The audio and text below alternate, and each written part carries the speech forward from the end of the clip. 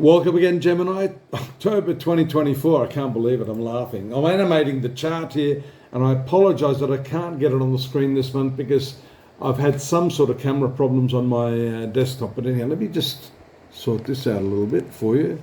I am animating it here so I can get a view of what's going on in the heavens for you.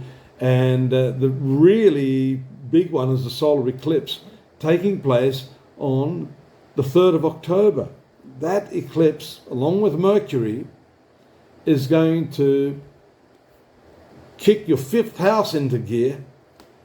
And the fifth house is the creative mind. It's that area of your life where you connect with the passionate side of your nature, the inner creative space. If you haven't been doing that, then it's likely you're going to feel an outpouring of energy. And fingers crossed, you've got an adequate outlet for that energy.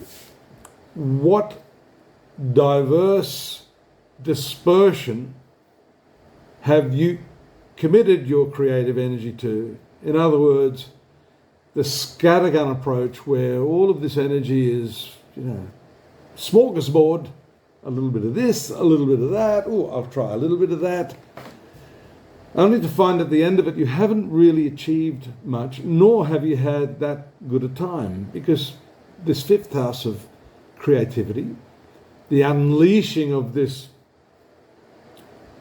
option for you in life, can be a little bit scary at times, Gemini. You have to surrender. You have to have trust in this moment to completely let go of yourself.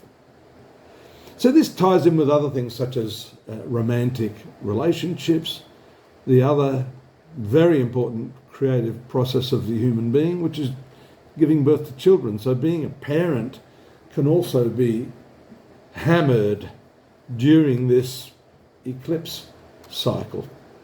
I've talked a lot about that, and I've probably overlooked a few transits there. Let me just reel them off. 8th of October, Venus trine Mars. Oh, that's nice. Venus is in your 6th house of work. Mercury also moves into that 6th house on the 14th.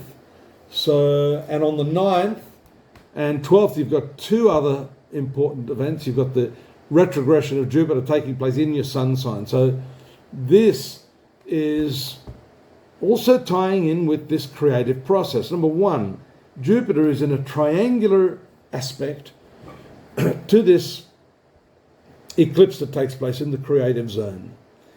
It's retrograde, which means there's a review period going on while this retrogression takes place.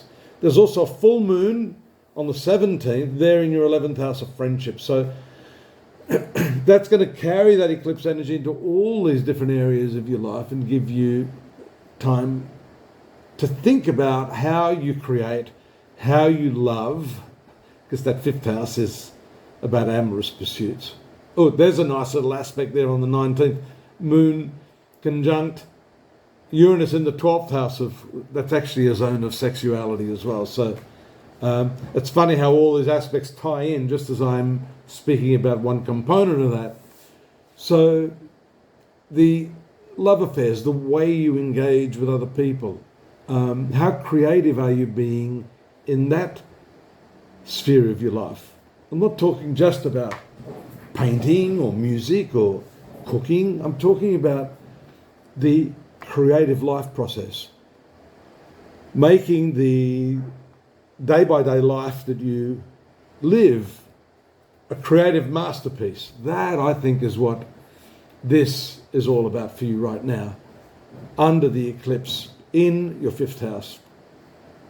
I'm interspersing that still, right, with Moon conjunct Mars in your 2nd house of finance on the 24th. Oh, that can be a little bit nasty, a bit aggressive. There can be fights over money. Make sure you have all of your documentation in place leading up to the 24th. So 20th to 23rd, try to have the receipts, try to have the facts and information if indeed you're going into some sort of battle shouldn't be too bad. You can do this persuasively with Venus transiting your 7th house towards the end of the month. That's a very, very nice placement. The Sun moves into Scorpio on the 23rd.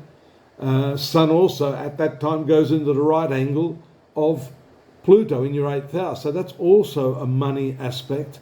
6th house is your debts. So there could be some banking issues, taxation, retirement funding, all of those sorts of things are under the jurisdiction of these transits into signs and the phase angle that we find, or the aspect as astrologers call them. So it's an intense month. It's a time of revision, a time of standing up and trusting your ability to create and to make your life as enjoyable as possible. That's the only reason you're alive. Gemini, you want to be happy. How to be happy? Be happy. Now, I'm going to draw your attention to the other Be Happy segment, which is astrology.com.au. Follow the links there. You'll see some more information we've added for you for the month of October 2024. Please do subscribe. It would be lovely to have you as part of our tribe. You can receive information on what we're doing. Of course, you can talk to me, drop me a line, and definitely come back next month. I'll be waiting for you. Take care now. Bye-bye.